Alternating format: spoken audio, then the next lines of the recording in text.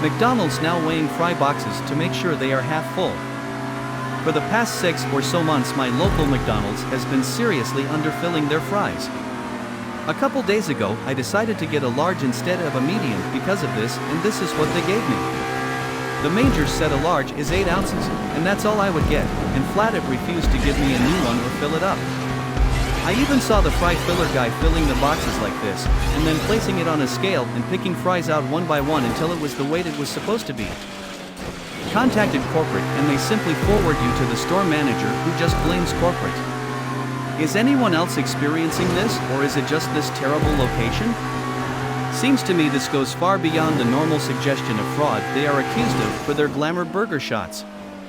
Like if they served you a large drink and it was only halfway full, that's not really a matter of opinion or anything, that's just false advertising. 10 pounds of potatoes are like $4 for fuck's sake. I even remember them promoting how they bought a specific breed of potatoes because they wanted the longest possible fries because of how they present sticking out the top of the fry boxes.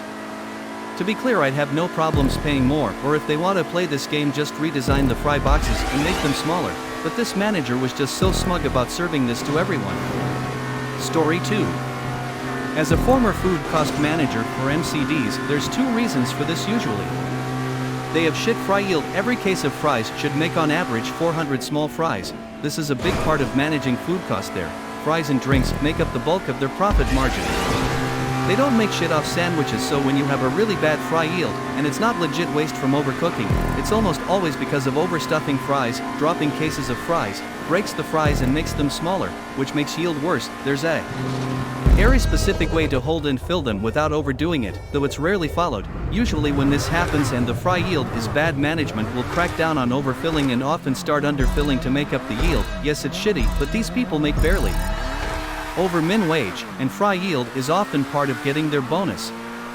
The manager/owner is just shitty and trying to pad their margins even more by ripping people off.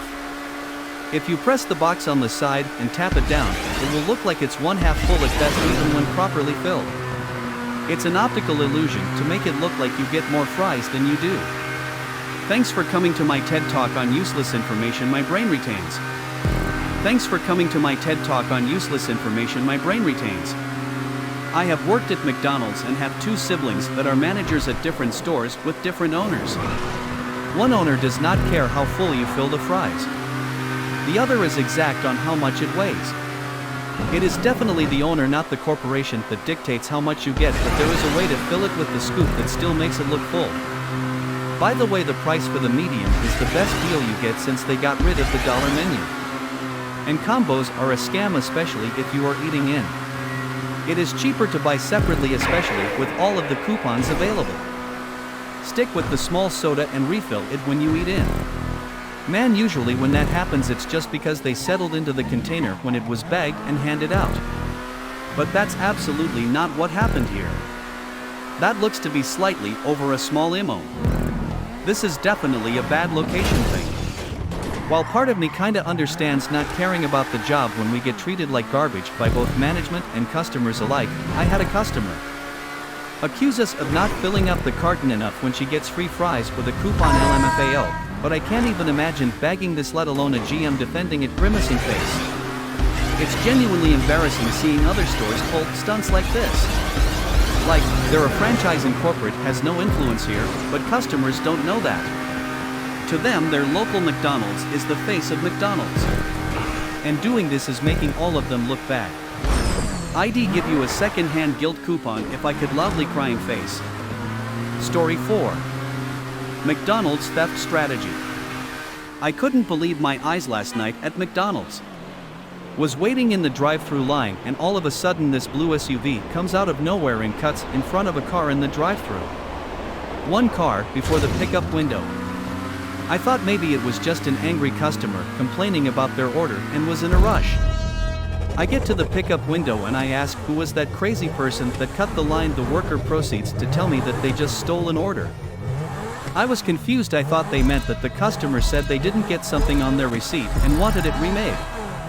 No, he actually was pretending to be the car behind him and stole their order.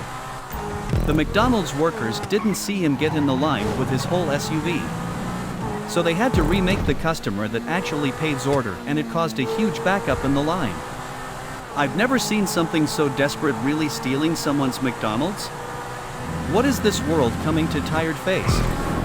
Story 5. I work at a popular fast food restaurant in Australia. We always will get some very strange customers, but some feral ones too. This one specific customer would always come into the store. I know that there is something wrong with her, which I believe was caused by drugs. She was always constantly dirty and smelled terrible. The smell coming off always made me want to throw up. She got the nickname Stinky, as we all knew who she was, just didn't know her real name. It was the night of my manager's DR, which is where you have to pass a test to become a manager. Stinky comes into the store around night, orders her food, and afterwards she goes to the bathroom and was in there for a while. Then we got a complaint from a customer that there was literal shit smeared all over the walls. It was Stinky that had put her own shit on the walls. Found out a month ago that she had done the same thing to another popular fast food chain next to us. She is now banned from our store for other reasons. Story 7. So we were closed and we had someone call.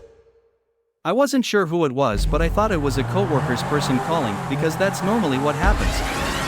But anyway, it wasn't. She was confused, and so was I, because we had just closed. Anyway, I hang up the phone thinking nothing of it. Then this person calls again, going on about missing food. She was already on her way. And I had told her that we were closed and that everything was thrown out. The person hangs up. She then proceeds to pound on the window at another coworker who is telling her we're closed. And so I have to go over there and tell her we're closed, we don't have food. But she proceeds to tell me she's missing stuff. And I'm over here like, what do you want me to do about we're closed?